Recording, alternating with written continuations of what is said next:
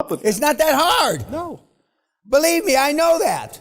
I've been doing this 50 fucking years. I'd go there, and I'd be the first guy to walk through the door of a new branch.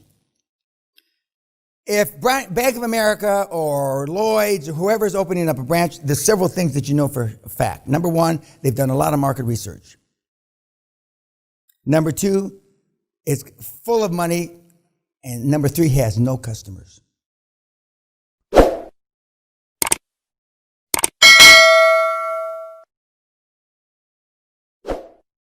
So, before coming here, I thought, how hard can this cold calling be? And I sat down at a cafe on a Saturday after work and after doing whatever I had. You hadn't been drinking?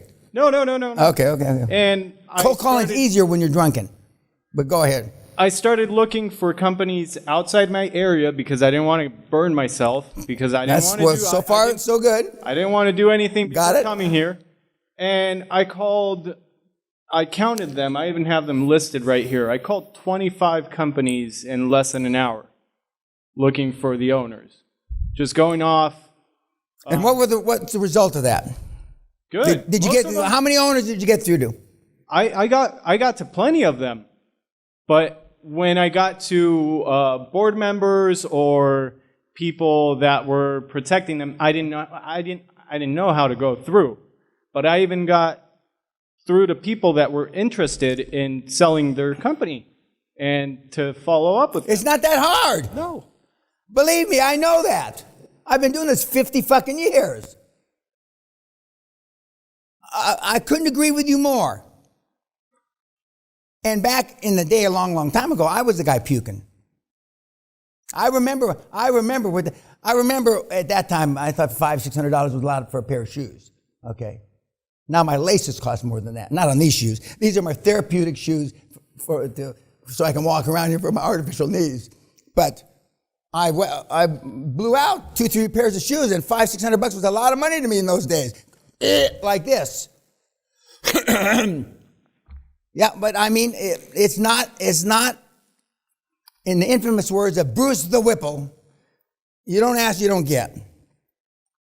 And Bruce is a polished, professional, high and lofty kind of salesperson. I'm not. I'm a hammer closer.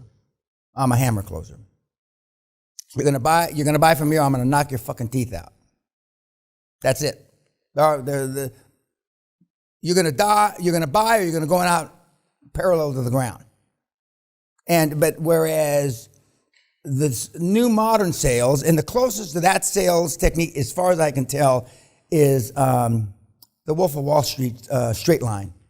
Although I've never used the Wolf stuff, or I've never used Grant Cardone's stuff, I've never used Dan's stuff, Locke. All are pretty good, but the closest that I can tell from you guys, feedback I get from you guys, is the straight line of the Wolf of Wall Street. I'm not suggesting you don't have to get that, because we're going to show you the scripts. It's volume. Remember he said when he was falling behind, he says, it's just output. I needed to increase the output. And it's not hard. It just isn't. If you follow the scripts, and as remember Margot said, and funny enough, they work. I don't think it's so funny. Do you think I'd send you out there with shit that didn't work? Do you think I'd send you out there with a gun with no fucking bullets in it? Well, most of the other guys are sending you out there, there are no bullets in the gun. Or they're blanks. Or they sound good, but they don't kill anybody. This shit works. And I mean, this seminar is different from the seminar I gave 3.5 weeks ago, because we've updated it based on the successes of you kids out in the field. They may not want to talk to you. Like he was hesitant. I'm thankful that he did talk to you. But most, they don't want to talk to you. But they will talk to me, not on camera. So the stuff that's been updated, you got the current shit. When you leave here, the last day you get a thumb drive that's got a bunch of gigs on it. It's not, if you follow the scripts. But if you've never had, we had a polished sales guy here 4 or 5 years ago. He was getting married to a nice Chinese lady doctor. And at the wedding, she told me, the first day when it was time for him to start cold calling, now this guy's a professional, big time, he sold big software packages and shit like this for big companies, okay? That's a different kind of sale. And he says he stared at the phone 45 minutes and didn't pick up the phone. And then finally she said, and she's a doctor, doesn't know shit about sales, she says, what, are you going to stand there like a cunt all day, or are you going to pick up the phone? And that didn't get him to pick up the phone. But the next bomb she dropped on him, I'm calling Dan-PENA right now. He picked up, I was like lightning. He picked up that fucking phone, like lightning. But it's one thing to talk about selling, and it's another thing to selling. I've sold door to door. That's a humiliating. Lucinda Burke, God love her, she sold knives door to door while she was in college. You sell door to door. One of our Hall of Famers, a Jehovah's Witness guy, that used to knock on the doors to raise money. They come in the suits and they sell you shit. He said, rejection was nothing to me. I got rejected all the time. Because you mistakenly feel that rejection is personally directed at your emotional state. It's personally directed at you as a human being. That's not what it is at all. I don't want any. It slams the door in your face. Got nothing to do with you. You just happen to be the black, yellow, purple guy standing there.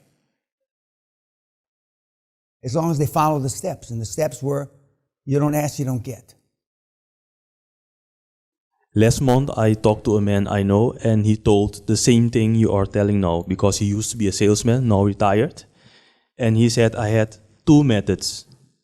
One, I went to their places of business before they opened, 7 o'clock, and I stayed there until the end of the day. After 5 days, he said, eventually someone is going to sell you something. The other thing was, he went at night when they are weak, they can't concentrate, and I come with all my questions. And he said, eventually they are going to say yes to everything you say. When I was selling big ticket items on Wall Street, and I was trying to sell the TWA pension plan, something, and if I can't get through the gatekeepers, nobody can, because I'm a hard fucker. But anyway, I couldn't get through, and I needed to see this guy. I needed the commission is what I needed. Okay, at the end of the day, that's what we need, the commission, and I found out where he lived. Lived in a big, swanky neighborhood. His driveway was about, 200 or 300 yards long, which isn't such a long driveway, but I parked my rented car at the bottom of his hill where he lived. I went up and knocked on the door, and his wife says, James isn't going to be home maybe till early in the morning. You want to come in and have a cup of coffee? Most wives are nice, I look like this. I don't look like a fucking bum. I said, no, I'll just wait out in the car, ma'am. I don't want to be in any trouble.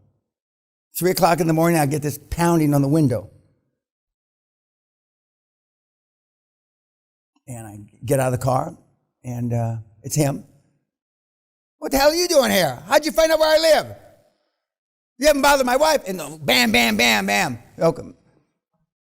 And I told him, I said, God damn. He said, come on in, let's have a drink. Anyway, so I went in there, and my goal was I was not leaving that fucking house until he bought. He didn't know that.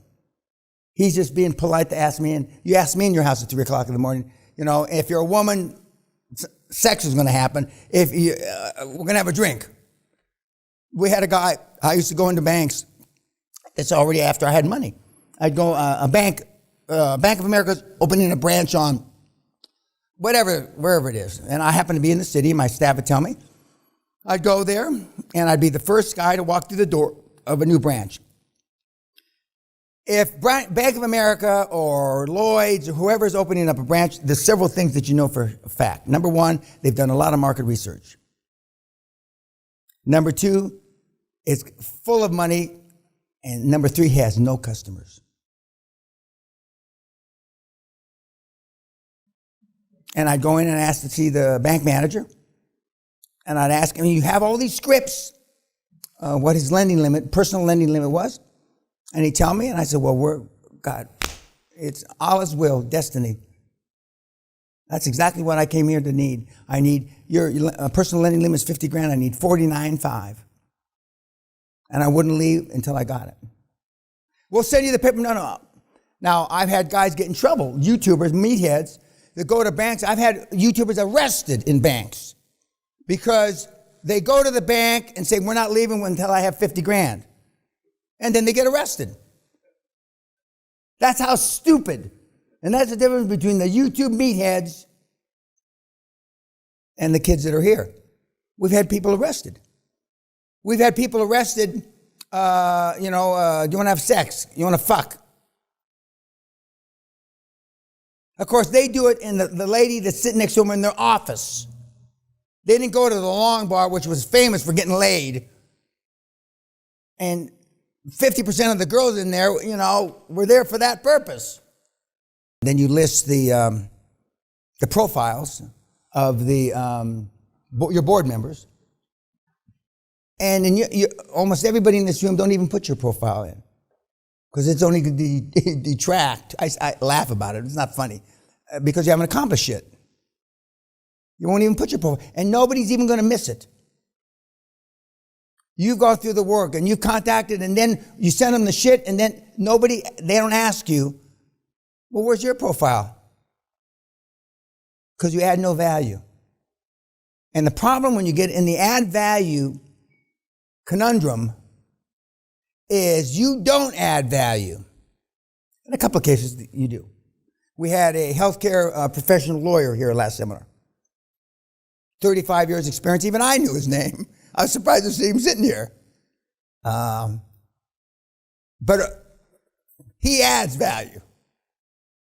But for the most part, and when you have your first board meeting, it will become intuitively obvious immediately when the 6 or 8 or 9 guys and gals get around the table and they all look at you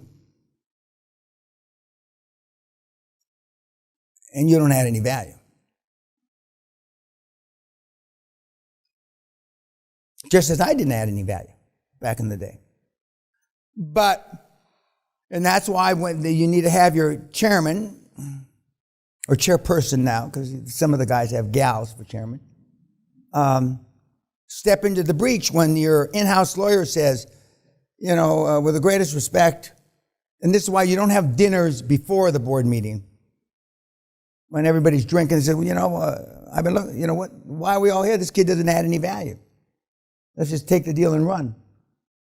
And that's happened. Then what do you do? Well, we're going to teach you what to do. But I learned from the Onassis group, you don't argue about cutting up the cake until you have it baked.